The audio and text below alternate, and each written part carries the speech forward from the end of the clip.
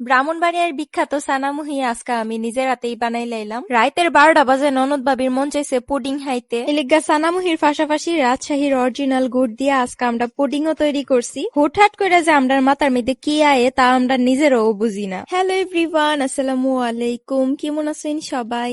সবসময় আমি আপনারা জিঙ্গাই আপনারা কেমন আছেন, কিন্তু আমারে কেউ কোনো সময় জিঙ্গাই না। যাই হোক, ব্যাপার না। প্রথমেই আমরা পুডিংটা বানাই লাইতাছি, কারণ পুডিং বানায়া তো অনেকক্ষণ আবার ফ্রিজের মধ্যে রাখতে হইব, ততক্ষণে সানামুহিটা বানাইলাম। আমার আর ভাবির যখন যেটা মন চা আমরা তখন ইডুই কইরা লাই। আম্মাও করে গভীর নিদ্রাতে আসিল, রাইতের বাজে 12টা, তখনই আমরা পুডিংটা বানাইছি। আর পুডিং বানানি আমি আম্মার থেকেই শিখছিলাম। অনেক কিছু মাঝেদা বইলা যাইতাছিলাম গা, এগুলা ভাবি আবার আমারে মনে করাই দিতাছিল। আমি সারাদিন প্রচুর পরিশ্রম করি, আবার যেহেতু আমার বিজনেসও আছে, বিজনেস সামলাই, পাশাপাশি ব্লগ করি, পড়াশোনা করি, আর সবকিছুর সাফে হেদিন আমার সারাটা দিন প্রচুর প্রেসার গেছিল। রাইতের দিকে একটু সময় পাই, নিজের একটু সময় দিতে পারি, পরিবারের সাথেও একটু সুন্দর মুহূর্ত কাটাই। তবে বেশিরভাগই আমি আর ভাবি সারা রাত জায়গা জায়গা গল্প করি আর ইরাহিরা বানায়া হাই। তবুও আমার স্বাস্থ্যের কোনো উন্নতি নাই। যাই হোক, সব প্রসেসিং শেষ করে এখন দিয়া দিলাম পুডিংটা ওইবার লাগিয়া। তবে যত ব্যস্ততার মধ্যেই থাকি না কেড়ে, স্কিনের যত্ন নিতে আমি কোনো সময় ভুলি না। এই গ্লো এসেনশিয়াল স্যুপটা বেশি দিন হয়েছে না আমি ইউজ করতেছি, বাট খুবই ভালো একটা রেজাল্ট পাইলাইছি। এই স্যুপটা স্কিনটারে স্বাভাবিকভাবে উজ্জ্বল করে, ডার্ক স্পট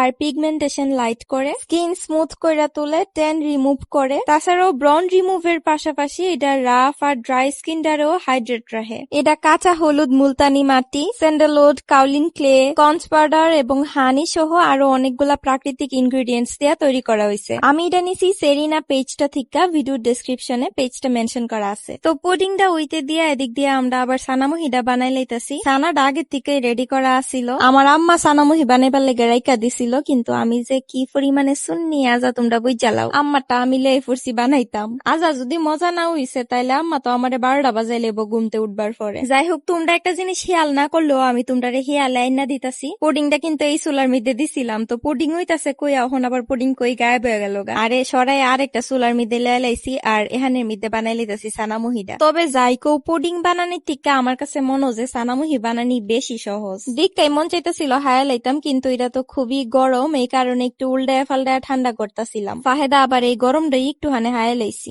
এদিকে আমরা পুডিংও একেবারে রেডি হয়ে গেছে, সুন্দর মতো এটারে কিছুক্ষণ ফ্রিজের মধ্যে রাখা দিলাম। আর ঠান্ডা হইবার পরে এই যে দেহ 12টা বাজে মন চাইছিল হাইবার লাগা, আর এখন কটা বাজে কইতাম না। তবে পুডিংটা দেখতেও অনেক সুন্দর হইছে আর টেস্টটাও খুবই ভালো আছিল। যারা যারা হাইতে চাও তাকদার লাইনে দাঁড়াই যাও গা, কারণ পেজে তো আমরা আবার 3 লাখ ফলোয়ার হয়ে গেছে গা। 3 লাখ মানুষরে হাওয়াইতে হইলে এটার একদম ছোট্ট ছোট্ট ফিন্নি ফিন্নি করতে হইব। কিন্তু আমি যে লাইক কোশ নিয়ে একলই পুরাটা হাই লইতারুম। বানাইছিলাম বাবির লাগে আর অর্ধেকটা আমি নিজেই হাই লইছি। তবে যাই কো, আমার হাতে জাদু আছে ভাই, খুবই মজা হইছে। সানামুহিটা এবং পুডিংটা দুইটাই খুবই মজা হইছে। তো আজকের ভিডিও এ পর্যন্তই। আমার এই আজাইরা ব্লগটা কার কার কাছে কেমন লাগছে অবশ্যই কমেন্টে জানাই দিবা। টাটা।